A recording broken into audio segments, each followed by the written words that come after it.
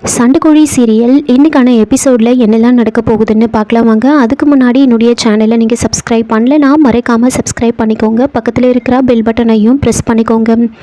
விஜய் ஐஸ்வர்யா கிட்ட வந்து அந்த டிரைவர் வந்து சொல்லிட்டு இருக்காங்க. இப்போ தான் கொஞ்ச நேரத்துக்கு முன்னாடி அந்த டிரைவர் வந்துட்டு எனக்கு கால் பண்ணார். விக்ரம் சாரை வீட்டில் விட்டுட்டு வந்தேன், மேடம் கூட இருந்ததா சொன்னாங்க அப்படின்னு சொல்கிறாங்க.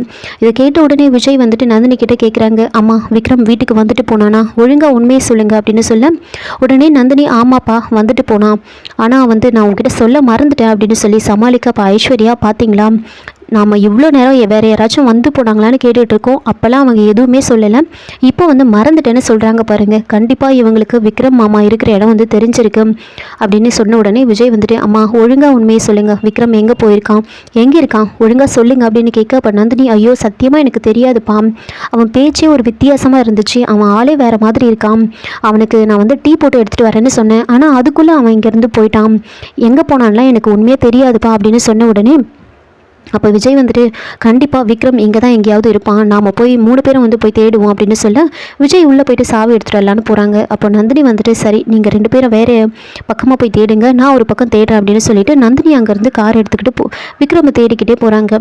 விக்ரம் வந்து அப்படியே வேகமாக நடந்து போயிட்டுருக்காங்க. ஒரு ஆட்டோக்காரரை நிறுத்தி அண்ணா இங்கேருந்து கொஞ்சம் மலைக்கோட்டைக்கு போகணும், நான் காசு வேணால் கூட அதிகமாக கொடுத்துறேன் அப்படின்னு சொல்ல அப்போது ஆட்டோக்காரர் வந்து யோசிக்கிறாரு, என்னது திருச்சி மலைக்கோட்டையா அப்படின்னு கேட்க ஆமாம் அங்கே தானே அப்படின்னு சொல்கிறாங்க. அப்போ ஆட்டோக்காரர் இவன் என்ன பைத்தியக்காரனா இருப்பானா, இங்கிருந்து மலைக்கோட்டைக்கு போகணும்னு கேட்குறான் அப்படின்னு விக்ரம இறங்க பார்த்துட்டு அதெல்லாம் போகாதுப்பா அப்படின்னு சொல்கிறாங்க. அப்போ விக்ரம் வந்துட்டு அண்ணா இங்கே காந்தி மார்க்கெட் ஒன்று இருக்குல்ல மலைக்கோட்டையில், அங்கே தானே போகணும், நான் உங்களுக்கு அதிகமாக கூட காசு கொடுத்துறேன் வாங்கினேன் அப்படின்னு கெஞ்சிட்டு இருக்கேன். அப்போ ஆட்டோக்காரர் சரியான லூஸாக இருப்பான் போல இருக்கு அப்படின்னு சொல்லிட்டு ஆட்டோ அங்கேருந்து எடுத்துகிட்டு போயிடுறாங்க.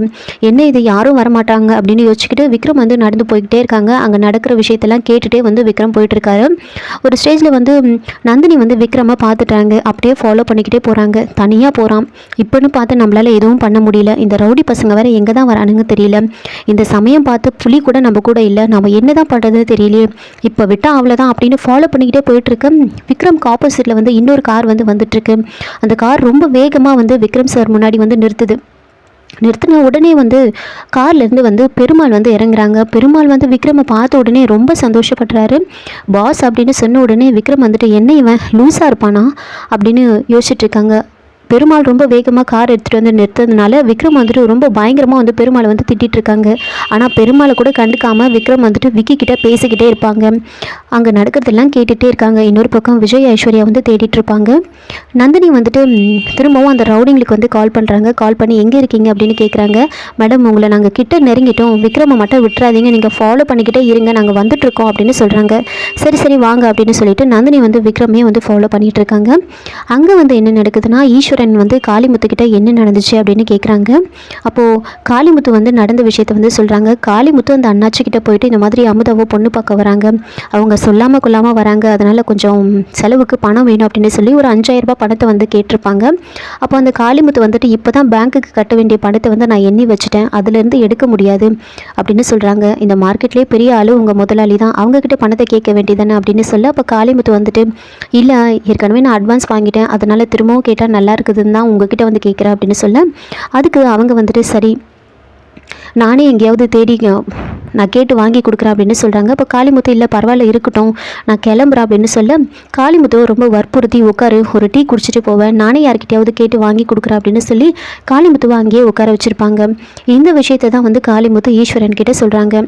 அப்போது மகா வந்துட்டு சொல்கிறாங்க, அவர் அந்த கடையில் உட்காந்துருந்தாருன்ற ஒரே காரணத்துக்காக வந்து அவர் தான் பணத்தை எடுத்ததா வந்து நீங்கள் எப்படி சொல்லலாம் அப்படின்னு கேட்க அப்போ சிவா வந்துட்டு காவேரி நீ எதுக்காக தேவையில்லாத பேசுகிற, அதான் அண்ணன் பேசிகிட்டு இருக்காருல்ல அவர் பேசுவார் அப்படின்னு சொல்ல அதுக்கு காவேரி வந்துட்டு நான் நியாயமான விஷயத்தை தானே சொல்கிறேன், நான் சொல்கிறதுல என்ன தப்பு இருக்குது, அவர் அந்த கடையில் இருந்தாருன்றதுக்காக அவர் தான் பணத்தை எடுத்துருப்பாருன்னு அர்த்தம் கிடையாது அப்படின்னு சொல்ல அப்போ ஈஸ்வரன் வந்துட்டு சிவா காவேரி சொல்கிறதுல என்ன தப்பு இருக்குது, அவள் கரெக்டாக தான் சொல்கிறா அப்படின்னு சொல்லிட்டு இருக்கேன். அப்போ அண்ணாச்சி வந்து சொல்கிறாங்க, இங்கே பாருங்கள் காளிமுத்து கடையில் உட்காந்துட்டு இருந்தாருன்றதுக்காக அவர் பணத்தை எடுத்தாருன்னு நாங்கள் சொல்லலை, அவர் பணத்தை எடுத்ததை என் கூட எங்கள் கிட்ட வேலை செய்கிறவனே வந்து சொல்லி பார்த்துருக்கான் அப்படின்னு சொல்கிறாங்க.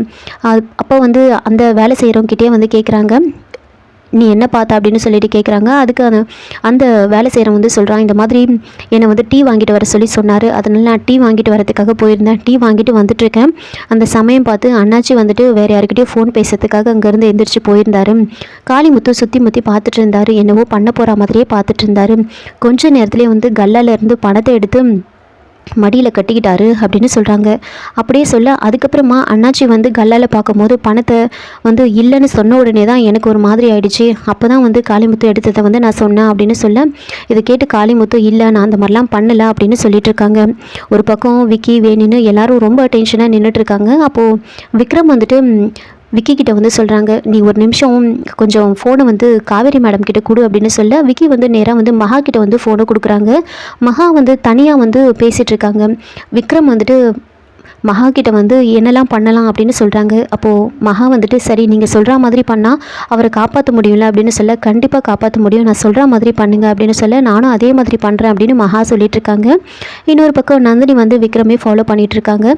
பெருமாள் வந்து நடக்கிறதெல்லாம் அப்படியே பார்த்துட்ருக்காங்க. இதோட இந்த எபிசோடு வந்து முடிச்சிருக்காங்க. என்னோட ரிவ்யூ பிடிச்சிருந்தா லைக் பண்ணுங்கள், மறக்காமல் சப்ஸ்கிரைப் பண்ணுங்கள். தேங்க்யூ.